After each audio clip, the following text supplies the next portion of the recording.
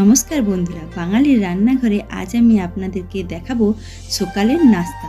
তাহলে দেখুন কিরম করে বানাচ্ছি। এখানে আমি একটু বাঁধাকপি নিয়েছি, সেটাকে ভালো করে গ্রেটার দিয়ে চুড়ে নিয়েছি। দেখুন একেবারে মিহি করে চুড়েছি।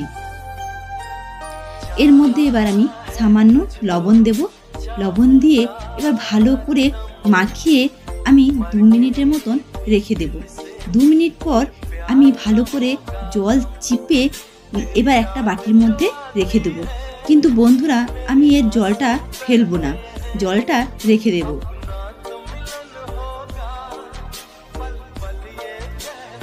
এক কাপ চাল নিয়েছি, চালটা সারা রাত জলে ভিজিয়ে রেখে দিয়েছিলাম। এবার জল ছেঁকে আমি একটা মিক্সচারের বাটির মধ্যে চালটা ঢেলে দেব।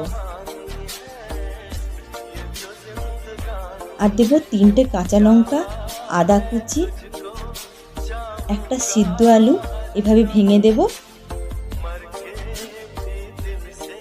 আর যে বাঁধাকপির জলটা ছিল সেই জলটাও দিয়ে দেব। দিয়ে একটা পেস্ট বানিয়ে নেব। ঠিক এইভাবে পিনো করে পেস্টটা বানিয়ে নিয়েছি। এবার যে কপিটা যে বাটিতে রেখে দিয়েছিলাম তার মধ্যে ঢেলে দেব। আর ধনেপাতা কুচি দেব। আর একটা গ্যাসের মধ্যে কড়া বসিয়ে তার মধ্যে সামান্য একটু তেল দেব। হাফ চামচ কালো সর্ষে দেব। 4-5টার মতন কারি পাতা দেব। দিয়ে 2 সেকেন্ডের মতন ভেজে ওই বাটির মধ্যে ঢেলে দেব। দিয়ে ভালো করে মাখিয়ে নেব।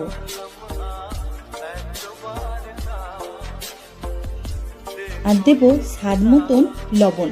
তো বন্ধুরা, লবণটা চেখে দেবেন, যেহেতু কপির জলে লবণ ছিল সেই জন্য দেখে তারপর দেবে।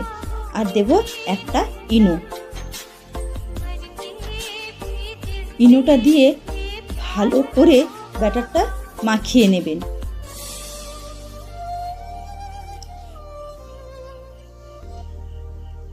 ব্যাটারটা আমার মাখানো হয়ে গেছে। এবার একটা তাওয়া বসাবো, বসিয়ে তার মধ্যে সামান্য একটু তেল দিয়ে ব্রাশ করে নেব।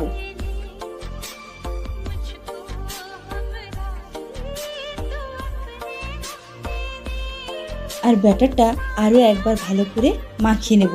তো বন্ধুরা, খুব একটা পাতলাও নয় আর খুব একটা গাঢ় নয়, ঠিক এইভাবে রেখেছি। এক হাতা এইভাবে নিয়েছি, নিয়ে এবার তাওয়ার মধ্যে দিয়ে গোল গোল আকারে শেপ করে নেব। এবার উপরে যখন শুকনা ভাব এসে যাবে তখন খুন্তি দিয়ে চারপাশ এইভাবে করে ঘুরিয়ে ঘুরিয়ে তারপর উল্টে দেব। এবার 2 সাইড ভালো করে ভেজে নেব। এই পিট করে যখন ভাজা হয়ে যাবে এবার তুলে নেব।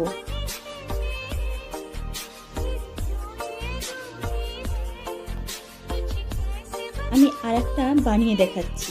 এভাবে তাওয়ার মধ্যে দিয়ে গোল করে নেব। গোল করে এবার যখন দেখবে এভাবে শুকনো হয়ে গেছে তখন এই খুন্তির চারপাশে এভাবে করে ঘুরিয়ে এবার উল্টে দেব। এবার 2 সাইড ভালো করে ভেজে নিতে হবে। যখন দেখবে 2 সাইড ভালো করে ভাজা হয়ে গেছে এবার নামিয়ে দেব। তো বন্ধুরা, এভাবে একবার বাড়িতে বানিয়ে দেখবেন, দেখবেন আপনাদের বাচ্চারও খুবই ভালো লাগবে। ভিডিওটা দেখার জন্য ধন্যবাদ।